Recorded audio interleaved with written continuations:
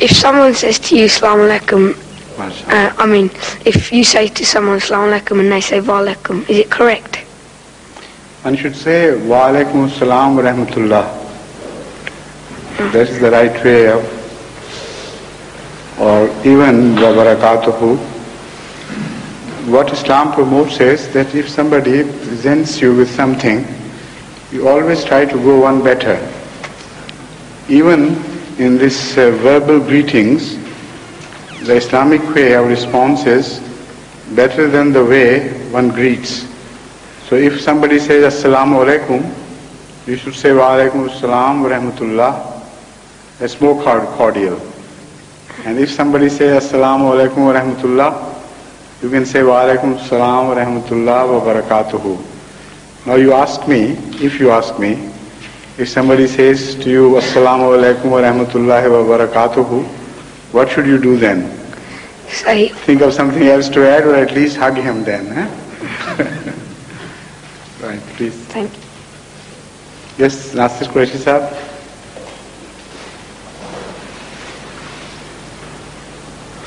Huzur, I would like to know, because I noticed when I had opportunity to say the prayer, Maghrib prayer with Hazrat Khalifatul Mustani, Surah Fil, and I have noticed also today that you have recited. Is there any significance of this time? Because I heard this repeatedly. Hazrat Khalifatul Mustani used to recite these because right from the start of his Khilafat, he faced turmoil and tumultuous days, against him. There was such a fury from all sides, from within as well as from outside. Then Ihrar movement and all these things and so many fitnas. So this was by way of, a good wish to Allah, that as you treated the enemies of truth once before, so treat them likewise now. So that was a way of Is it to be repeated, shall we say regularly, this Surah Fil now? He used to say it regularly, but I don't do it regularly, once a week or once 5-6 days. Yes. Or Rashid Sahab. Hazur, this is a question somebody asked me to request the answer for this. The person is sick. Pardon? And the person who asked me this question, he is sick, and he asked me to ask on my behalf. Maulvi Khalil Rahman I'm talking. He wrote in Urdu, کیا کہیں کسی حدیث نبوی میں آیا ہے کہ خلافت 30 سال تک جاری رہے گی اور پھر خلافت نبوت کے طریق پر ہوگی؟ خلافت پھر نبوت کے طریق پر ہوگی. ہاں یہ تو آیا ہے، ثم تکون خلافت علی منہاج النبوہ، یہ حدیث کے الفاظ ہیں. The point is that when Hazrat sallallahu alaihi wasallam predicted that the Messiah would come, after his appearance, what would happen? That was the question. So Hazrat sallallahu alaihi wasallam predicted that summa takunu khilafatun ala minhajin nabuwa. After the Messiah, there would be khilafat on the style of nabuwat. That is, the type of khilafat that was left behind nabuwa, that would restart again from his time.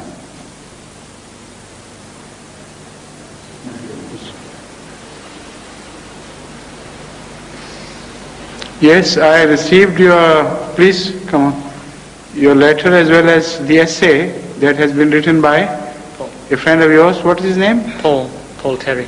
Yes. Which was the one? I couldn't place him. He was the one who did the most talking on that day. Correct. Who came again as well? Yes. Who visited? No, he didn't come the second time.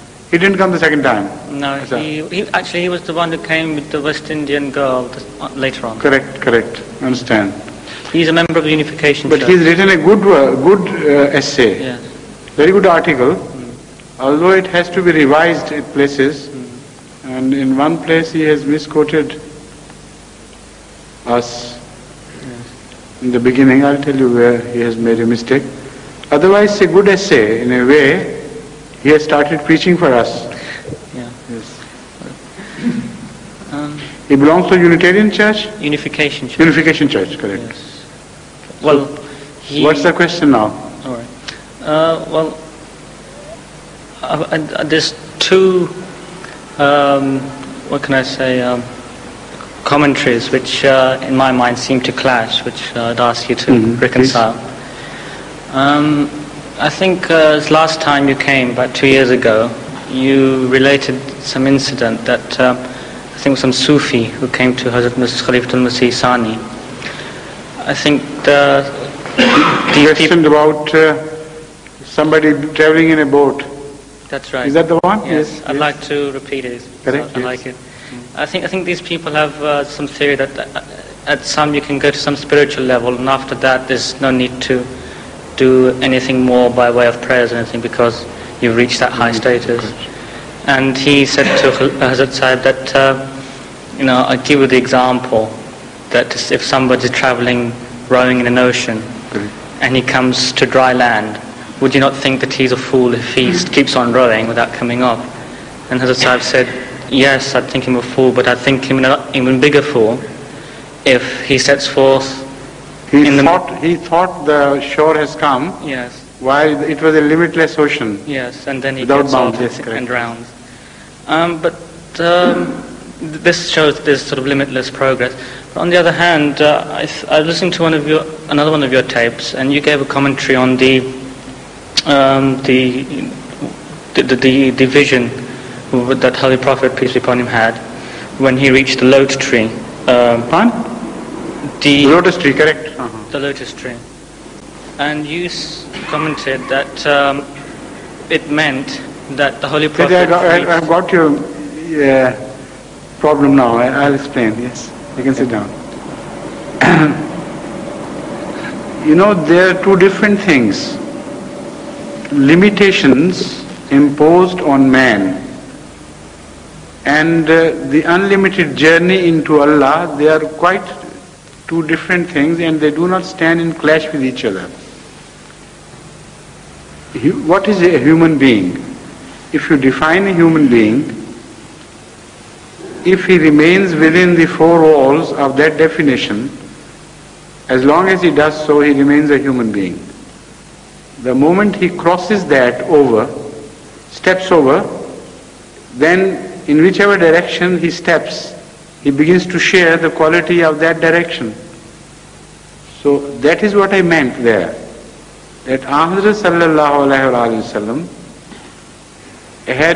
was the most perfect human being. That was the message. The humanity could not go beyond him. And in his person, that perfection was met. So if he stepped over, the Godhood would begin from there. That was the message of the lotus tree in that Miraj. That does not mean that human beings cannot have an unlimited progress traveling towards Allah, because in the Holy Quran Allah says, Firru ilallahi, you run towards Allah. And because Allah is unlimited, so that running towards Allah would remain unlimited. You can forever run towards Allah but cannot reach this spot that now I have got the whole of Allah. That is the meaning of that. Now that running towards Allah would be confined to your own limitations, of course. Your potentials are limited, and within those potentials you can run. But as long as you are given time to run, you will continue to run. So they are not in clash with each other. You understand now? Yes. I'll ask a second question. Another question? Yes. Yes, Mr. Muhammad Abdul Sheikh has, No, please. Until yesterday. And you have influenced quite a few people now. Made arrangements, one day he will ask, the other day he will ask. Have they come to an agreement? Very good. I see. Please. Until yesterday, my understanding was that the claims of the promised Messiah, peace be upon him, were that in 1889 he claimed to be Imam Mahdi, and then a little while later the Masih in 1890s, yes. early 90s, Yes. he claimed to be Messiah as well. That's right. Yes. And then in 1901 he claimed to be a follower prophet. But I was told that by Mulvi Abdul Karim Sharma Sahib that actually he was prophet from 1889, but he wasn't quite aware of his own status until That is also to 1901. correct. This of course greatly surprised me, and I The wonder if fact is that Hazrat Masih Maud was being addressed as a prophet right from the beginning, but he would interpret it differently, being a humble man, as always the prophets are. He would not conceive of himself as a prophet in the the true definition of the prophet, according to the Quranic term. So prophet can also be usually applied, the word prophet, to those to whom Allah speaks or who speak on behalf of Allah. So this is why he tried not to face this situation. Like Hazrat sallallahu alayhi wa sallam, when he first got the revelation, Iqra bismi rabbika alladhi khalaq, he thought he was too humble to have received such a thing. So he said, what has happened to me? Despite the fact that it was a very certain revelation, he expressed doubt. That was not in fact a doubt about what had happened. It was again an expression of humility. How could such a thing have happened to me? That was what he wanted to say. So this is why Hazrat Masih Maud avoided consciously interpreting it as such. If you see a good dream in which your status is shown to you, the same would be your reaction. But if later on Allah continues to tell you that you have a better status and higher status than you think you are, then ultimately there is no way out. So this is why Hazrat Masih Maud has written in Haqiqatul Wahi that when he addressed me as Messiah, I wouldn't accept it as such. I thought it was just a token, a word of endearment and nothing more. And he says, what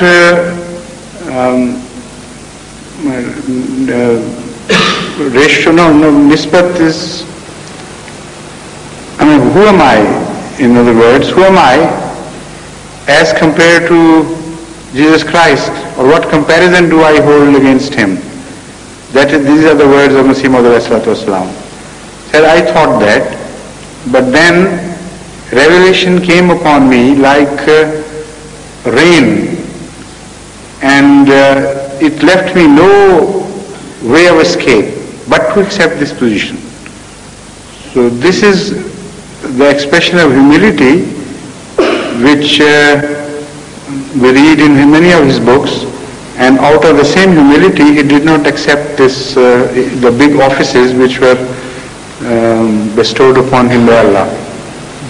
So when ultimately he faced the situation, then he began to claim, and that was the time when he invited hostility, when he openly claimed that.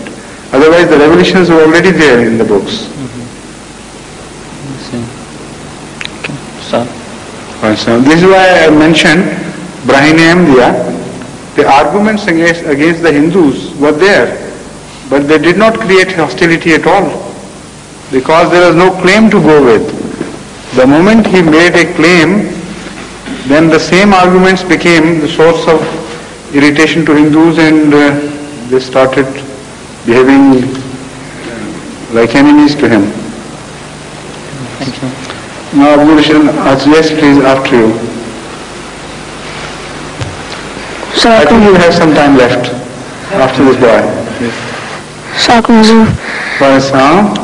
You know, when the Muslims come to go to Mecca to do pilgrimage, you know, the entrance for Ahmadis, it is not allowed.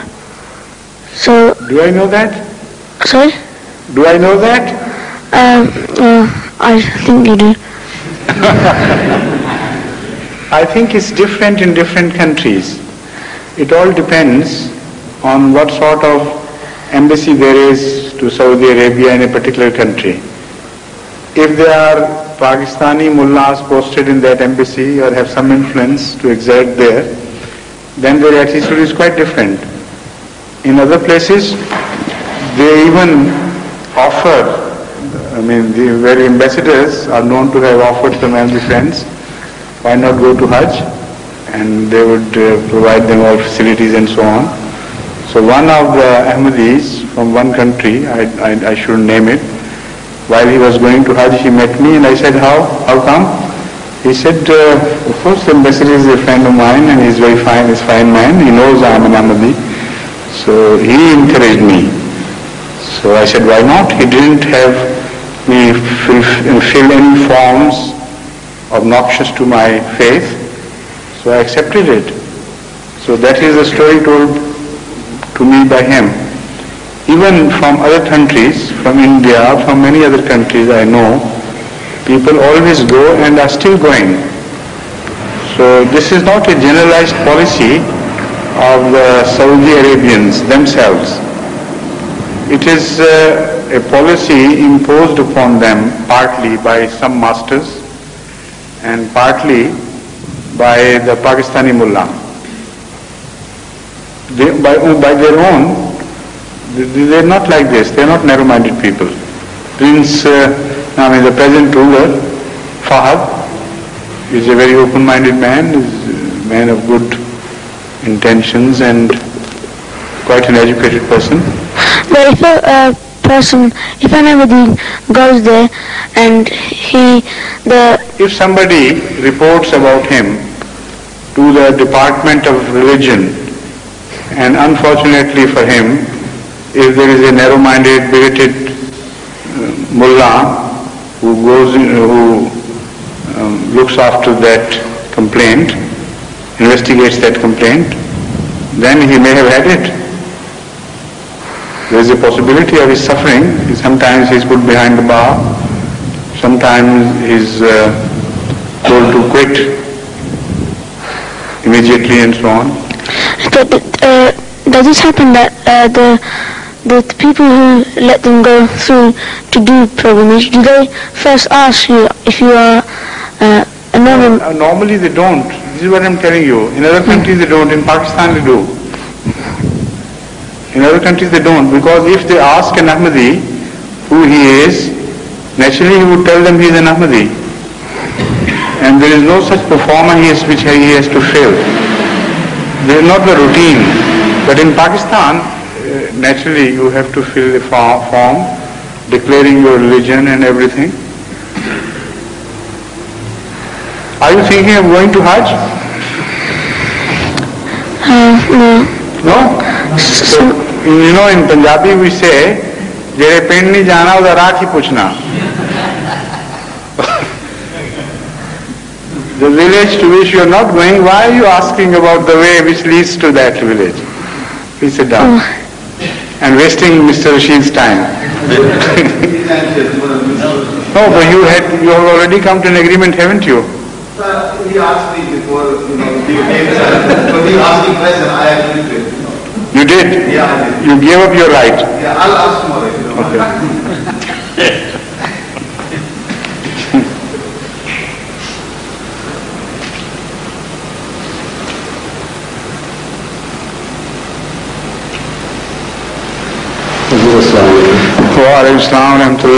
If you allow me to read something in Urdu. Please, you have been doing that before, without asking permission? I say you have already been doing it. Yes. So why ask permission this time? Jazakallah. This book has been written by Mr. Abdul Hamid Khan and published by Feroz Sons Limited, Lahore. In this book, under Khana Kaaba ki Tameer Awwal written, jab Hazrat Adam alayhi salam aur Hazrat Hawa it's all a story. Eve G Hazrat Hawa is called Eve. جنت سے نکالے گئے اور ایک دوسرے سے جدا ہو گئے تو ان کو دنیا میں اللہ کا پہلا گھر یعنی خامخانہ بنانے کا حکم ہوا. حضرت آدم کس کو حکم ہوا؟ ان دونوں جب جدا ہو گئے تو ان کو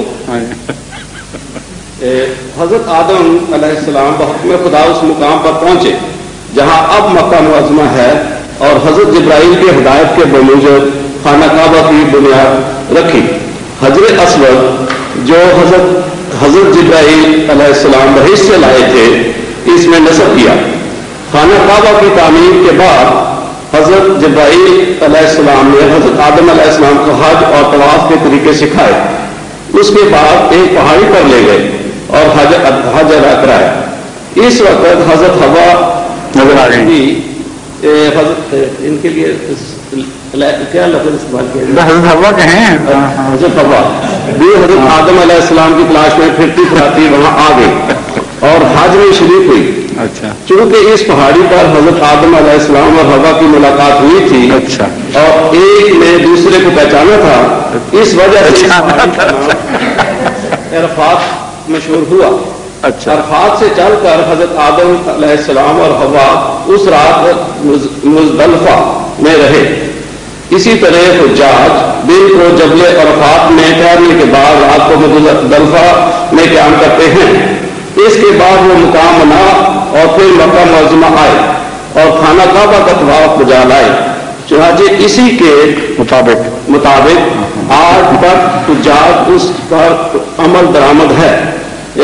آج تک حجاج کا اس پر عمل درآمد ہے. آپ یہ بتائیں کہ how did you come across such a book and how could you afford to waste your time reading it? حضور یہ اگلا فکرہ ہے یہی. I know, but it's quite enough already. اچھا اگلا فکرہ ابھی سوال نہیں آیا. اچھا ابھی تک کوئی سوال پیدا نہیں ہوا ان کے دماغ میں. حضرت نوح علیہ السلام کے زمانہ تک رہا. کیا؟ حضرت آدم کا بنایا ہوا خانہ کعبہ اچھا حضرت نوح علیہ السلام کے زمانہ تک رہا. لیکن جب طوفان آیا تو وہ تعمیر قائم نہ رہی, صرف ایک ٹیلا رہ گیا. حضور will you please explain this? What? The last one? As you wish, Hazur. The last sentence? I read the whole thing. Now, Hazur, what you want to say? You should have said I had the patience to read the whole thing. All this is hocus pocus, and there is nothing, no authority whatsoever to it.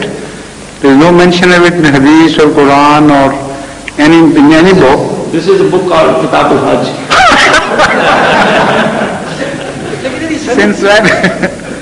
Since when have you started believing in it as a book? This has many published, many editions. No, I asked some question, something I wanted to know from a friend of mine. I wanted some reference, and I mentioned a friend of mine, and he said he's got a book which might have that answer to that question. So he said, I'll bring you the book. He brought me, and I found it, this passage. It's just a trash. Leave it alone.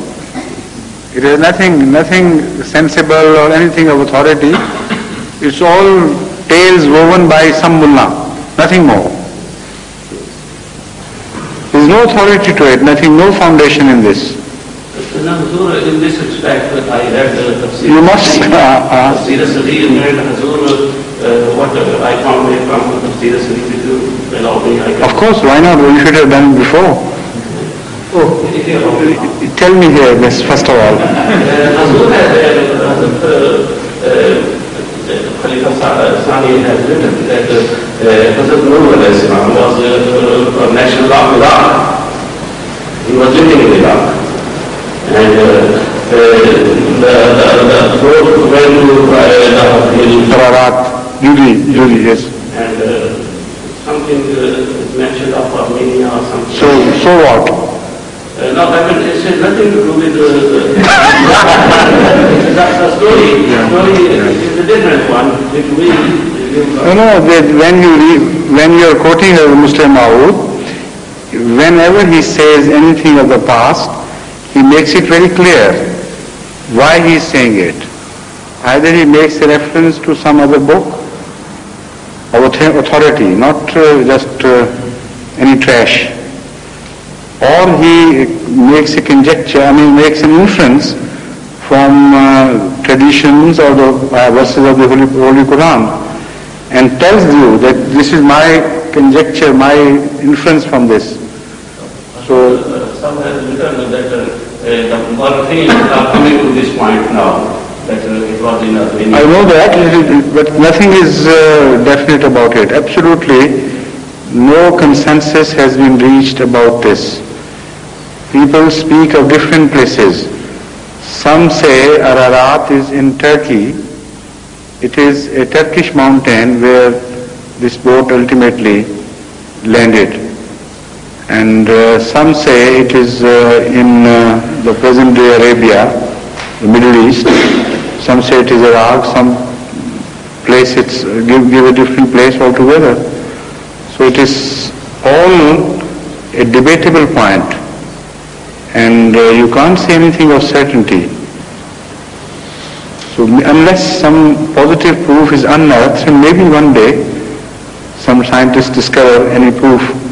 They have been sending expeditions to Turkish mountains for this purpose, and it was said that once something was sighted which was considered to be on the top of a glacier, which was considered to be the boat. But the others said it is all just imagination and tale-telling, nothing more. Nothing has come out of any such expedition as I know. Please. If my memory is correct, you see, some time back, some few years back, Geographical magazine did give an article on the subject that boat. That article also, that magazine also wrote an article on this subject. Yes. You are quite right. Yes. But that was too inconclusive article. It admitted to be inconclusive. It just collected different attempts of people to solve this mystery and to reach the ark ultimately. But that article admitted at the same time that no such attempt has been successful so far. Not worthy of note anyway. So, Muhammad Abdul Rashid Sahab, you have got 10 minutes now. Thank you, Master. Hazur, that means to say you and me both together have got 10 minutes. Thank you, Master. Yeah. Hazur, I was reading commentary Tafsir Kabir yesterday, and I read about Wahi, Awhana ila Namlate, Awhana ila Musa, and then it was mentioned Hazrat Rasulullah sallallahu alaihi wasallam, he was given Wahi, then Hazrat Masih Maud alayhi salatu wasalam. What I want to know is what are the different types of Wahi? I can't recall it. Oh, sorry, it's Nal, yeah. Huh? No, I read it somewhere. Awhana. नहीं Elon नाले भी नहीं है. That is Awha Rabbuka ilan nale. Or Hana ilan nale तो कहीं भी नहीं. Ilan namlate तो this is the first time I am listening. I read it, sir. I'll find out the reference. I don't know offhand. Maybe in that book. No.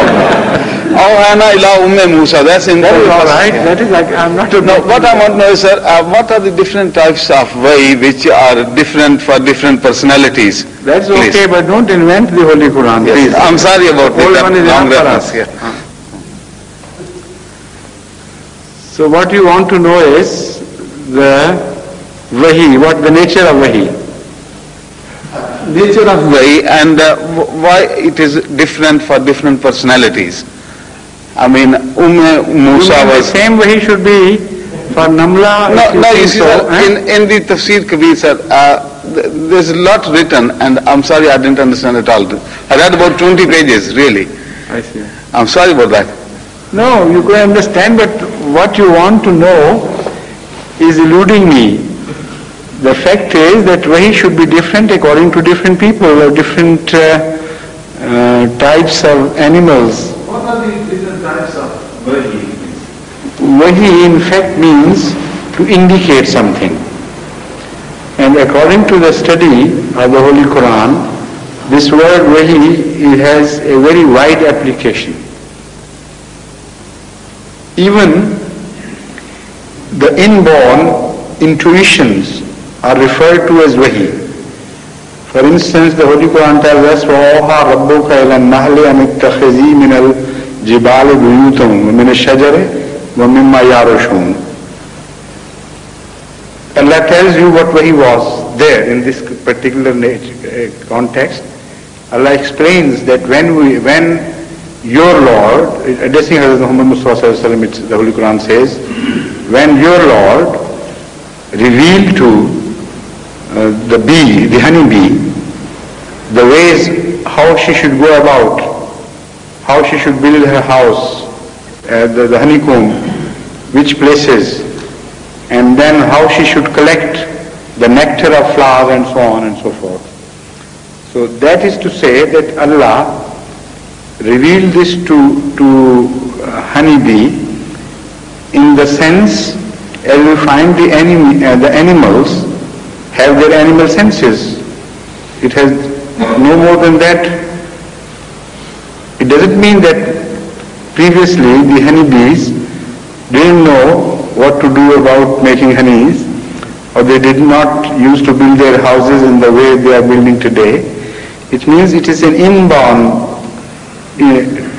teachings, an inborn education which was given to them along with their creation. This is what we call the natural instincts. So that means that wahi also means instinct. If somebody is bestowed by Allah of a special instinct, then you can say that Allah has revealed to him that. So when Allah revealed something to the mother of Moses, that was of a different nature, particularly of application to her child. What she should do about the child and how that child should be saved. Because she was not a prophetess. So her wahi was limited only to her own requirements, individual requirements. So the wahi of honeybee, is restricted to her own context and her own requirements. The wahi of Musa, that is the mother of Moses, is also limited to the requirements of that lady, that mother of Moses. Now when you speak of the revelation of a prophet, the wahi of a prophet, naturally it acquires a much larger sphere of application, and in accordance with the office of prophethood, the nature of that revelation changes. And that is exactly how it should be. It should change from person to person and situation to situation, and this is what it does. So why you can't understand that why should wahi change from one person to another? This is so self-evident. No, sir, there are different types of wahi mentioned there. And then comparison is done with ilham and wahi is same thing. Yes, correct. And then it's mentioned, once ilham was mentioned in the Holy Quran, and rest of the time Allah was wahi. So what? No, you see what I was not sure what, there are different types of wahi. But I'm telling you the types. I've already told you the types. You see, sir, I'm sorry to bring this back again. I went to see somebody in the hospital. I was arguing with him. He's Maulvi Khalilur Rahman Sahib. He said there are about 36 different types of wahi. And I didn't believe at all. I thought the only two are mentioned. And then he couldn't give me any quotation. You know, wahi would again change from prophet to prophet as well. For instance, there are prophets who are subordinate, who are not law-bringers, who follow a certain book which has already declared a code of life for that people. So their wahi would automatically be, naturally be different from the wahi of the law-bringer prophet. And their wahi would also change from situation to situation. Why do the prophets come after a lawbringer prophet? Mainly because there are certain evils which befall a people, and they begin to transgress, having once shown a path which is there and which has not been changed by Allah, which has not been abandoned by Allah, and that Sharia continues to hold good. Still people are suffering from some moral defects or some other calamity, that is, moral calamity has befallen them in particular, some bad habits, for instance, to deprive people of their due rights, or there are so many other such immoralities mentioned in the Holy Quran. So for that particular period, the Wahy of Allah, that is revelation of Allah, would speak to him on these subjects. While it has already been spoken to, it has already been dealt with in the book, which those people follow. But because the dictates of the time demand special emphasis on those evils which are found in a particular time, so this is why their revelation speaks mostly of the effects of those evils, how they would destroy the nation if they don't repent and mend their ways and so on. So in this sense, the revelation of various prophets would be different from each other according to the different situations. And there is nothing puzzling about it. What is puzzling is, why are you puzzled? Well, I got the message, thank you very much. But when he said there are 36 different types of way, you tell him to tell you where is this number, where did he get this number from? I'll ask him tomorrow. All right. Thank you very much. Yeah. Mashallah. I hope he does not refer to the same book. Please. So, are you finished? Yes, sir. 1 minute is yet left. That is a miracle, of this puzzling question. Yes, tomorrow, please. If Mr. Bashir permits you, because I think it will be his turn tomorrow. Huh? I'll find out. Okay. Bring another. He has got the background. All right.